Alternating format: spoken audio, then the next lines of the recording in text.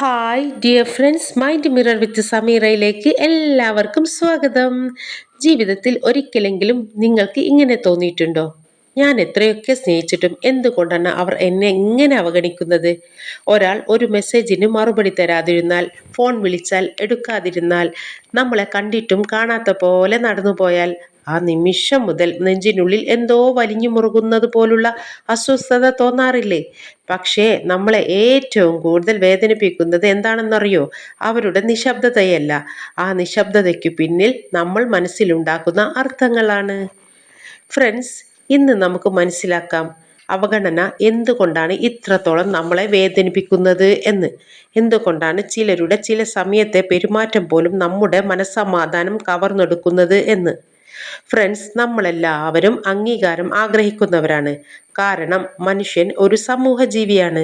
1000 വർഷങ്ങൾക്ക് മുമ്പ് കൂട്ടത്തിൽ നിന്ന് പുറത്താക്കപ്പെടുന്നത് ജീവൻ വരെ അപകടത്തിലാക്കുന്ന ഒരു കാര്യമായിരുന്നു.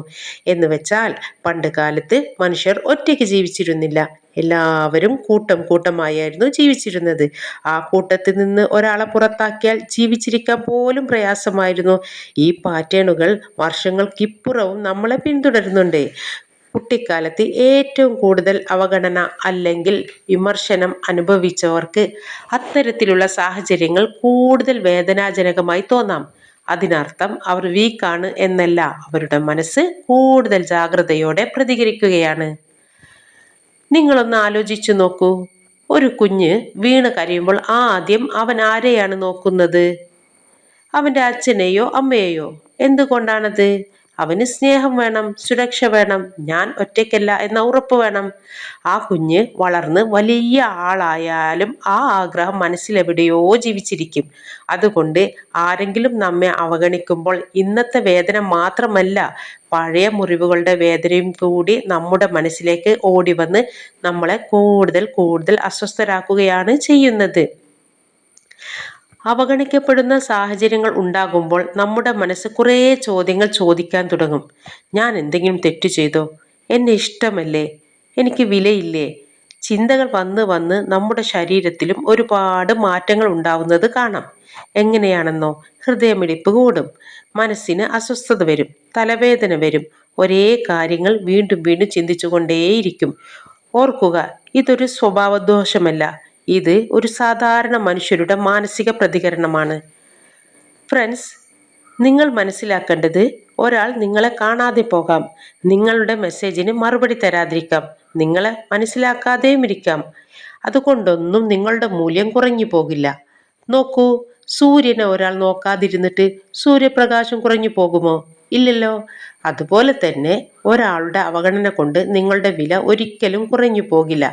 കാരണം നമുക്ക് വില നൽകേണ്ടത് എന്നും നമ്മൾ തന്നെയാണ്. ഈ വീഡിയോ കാണുന്ന എല്ലാവരോടും ഞാനൊന്ന് പറയട്ടെ, നിങ്ങളെ സ്നേഹിക്കാത്തവരുടെ പിന്നാലെ ഓടുന്നതിനേക്കാൾ നല്ലത് നിങ്ങളെ മനസ്സിലാക്കുന്നവരെ വിലമതിക്കുകയാണ് വേണ്ടത്. നിങ്ങളുടെ മനസ്സ് ഒരിക്കലും പറയരുത് എനിക്ക് വിലയില്ലെന്ന്. കാരണം നിങ്ങളെ അവഗണിച്ച ഒരാളുടെ തീരുമാനം നിങ്ങളുടെ ജീവിതത്തിൻ്റെ സത്യമല്ല. നിങ്ങൾ ഈ ലോകത്തേക്ക് ഏറ്റവും വിലപ്പെട്ട ഒരു മനുഷ്യനാണ്, ഏറ്റവും വിലപ്പെട്ട ഒരാളാണ്. അത് മറ്റാരെങ്കിലും പറഞ്ഞാൽ മാത്രമല്ല, നിങ്ങൾ സ്വയം വിശ്വസിക്കുമ്പോൾ മാത്രമാണ് നിങ്ങളുടെ ജീവിതം മാറുന്നത്. ഇത്തരം സാഹചര്യങ്ങൾ ജീവിതത്തിൽ ഉണ്ടാകുമ്പോൾ നമ്മൾ ചെയ്യേണ്ടത് എന്താണെന്നോ? 1. ഒരിക്കലും മറ്റുള്ളവരെ പറ്റി ഒരു നിഗമനത്തിൽ എത്തരുത്. 2. സ്വന്തം മൂല്യം മറ്റുള്ളവരുടെ പെരുമാറ്റത്തിലൂടെ അളക്കരുത്. 3. മനസ്സിൽ വരുന്ന എല്ലാ ചിന്തയും സത്യമെന്ന് വിശ്വസിക്കരുത്. 4. നിങ്ങളെ വിലമതിക്കുന്ന സ്നേഹിക്കുന്ന ആളുകളുമായി കൂടുതൽ സമയം ചിലവഴിക്കുക.